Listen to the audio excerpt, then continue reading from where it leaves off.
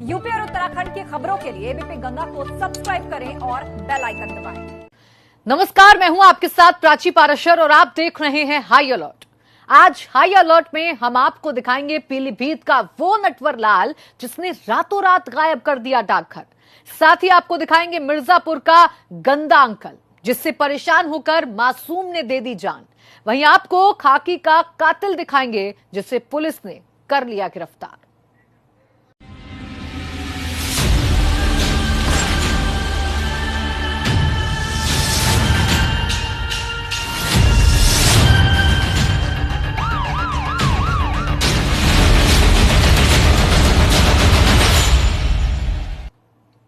आपने कई तरह की चोरी सुनी होंगी, सोने की, चांदी की, लेकिन पीलीभीत में तो पूरा का पूरा डाकघर ही गायब हो गया। जो डाकघर 1860 में बना था वो रातों रात नदारद हो गया। ना पुलिस को खबर लगी, ना प्रशासन को कुछ पता चला और बचा तो खाली प्लॉट।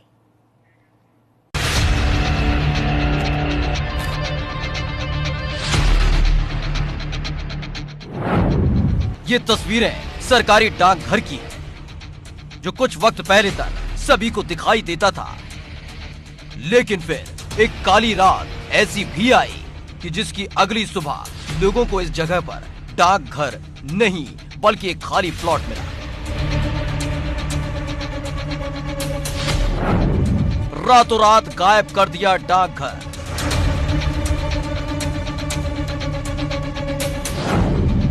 शासन की नाक के नीचे से डाकघर गायब।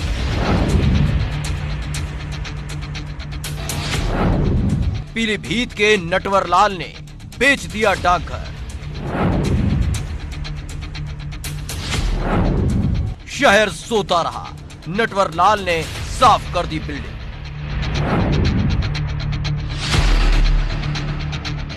मामला पीलीभीत के सदर कोतवाली क्षेत्र के मेन बाजार का है। जेपी रोड पर सन 1860 में बने सिटी पोस्ट ऑफिस की हालत जर्जर हो गई थी।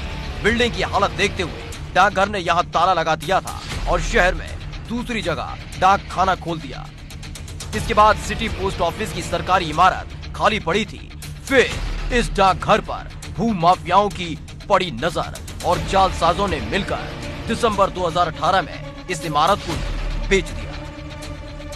ये हमारा ना सिटी डाकघर सन 1860 से यहाँ पर स्थापित था। पहले किराए के भवन में चल रहा था, उसके बाद ये इकबालुद्दीन एक थे, उनसे हमने अधिग्रहण के माध्यम से, जिलाधिकारी के माध्यम से इसको खरीदा हुआ है।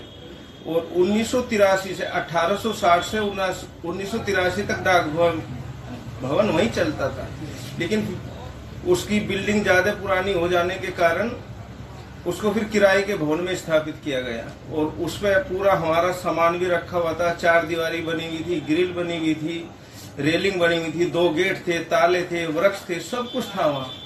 तो उन्होंने भू माफियाओं ने उसमें कुछ अपने नाम बेनामे करा लिए। फिर हमने उसकी FIR दर्ज की, वो गिरफ्तार हुए, जमानत पे थे। तो अभी उसकी जांच चल रही थी पुलिस प्रशासन द्वारा, तो उनको इसमें दोषी पाया गया। जिस वक्त पूरा शहर सो रहा था, भूमाफिया डाकघर की बिल्डिंग का मलबा धो रहे थे। हैरानी तो इस बात की रही कि रातों में मुस्तैदी का दावा करने वाली पुलिस को भी डाकघर गायब किए जाने की भनक तक नहीं लगी। क्षेत्रीय लेखपाल को मामले की जानकारी हुई। लेखपाल ने जिला प्रशासन को दी जानकारी। रिपोर्ट में बिल्डिंग पर अवैध कब्जे की जताई आशंका। रिपोर्ट पर प्रशासन ने कोई ध्यान नहीं दिया। भाजपा चेयरमैन ममता गुप्ता के बेटे ने फर्जी तरीके से खरीदी बिल्डिंग। 1 साल पहले रात में JCB से इमारत गिराई गई। सुबह इमारत की जगह एक खाली प्लॉट मिला। जमीन हमारी है, हमारे कब्जे में, विभाग द्वारा उसमें पुनः बाउंड्री करा दी गई है और शीघ्र उसका निर्माण भी, भवन का निर्माण भी प्रस्तावित है उसका। बिल्डिंग गायब होने के बाद जिला प्रशासन और डाक विभाग के होश उड़ गए। आनन फानन में 13 लोगों के खिलाफ केस दर्ज कराया गया, लेकिन इसमें भी पुलिस ने खेल किया और हल्की धाराओं में केस दर्ज किया। लेकिन DM और SP का ट्रांसफर होने के बाद नए अधिकारियों ने फिर से पूरे मामले की विवेचना कर 17 लोगों को आरोपी बनाया और उनके खिलाफ गैंगस्टर की कार्रवाई करते हुए उन्हें भूमाफिया घोषित किया है। भूमाफियाओं द्वारा धोखाधड़ी करके पोस्ट ऑफिस की जमीन का बैनामा करा लिया गया तथा रातों रात पोस्ट ऑफिस की बिल्डिंग को जमींदोज करके उसका मलबा गायब कर दिया तथा उस जमीन को कब्जा कर लिया। पुलिस द्वारा इस प्रकरण में अभियोग पंजीकृत किया गया। विवेचना के उपरांत चार्जशीट भेजी गई और इसी प्रकरण में गैंगस्टर की कार्रवाई की गई है। कुछ लिपिकीय त्रुटि आरोप पत्र में थे जिसे विवेचक द्वारा माननीय न्यायालय से अनुमति प्राप्त कर उसे दुरुस्त किया है।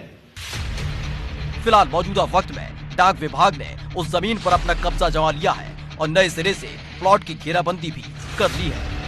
लेकिन ये पूरा मामला बेहद ही चौंकाने वाला है क्योंकि सरकारी बिल्डिंग का गायब होना और उसे फर्जी तरीके से बेचना बच्चों का खेल नहीं है। उम्मीद है पुलिस की तफ्तीश में कुछ सफेद पोश लोगों के नामों का भी खुलासा जरूर होगा।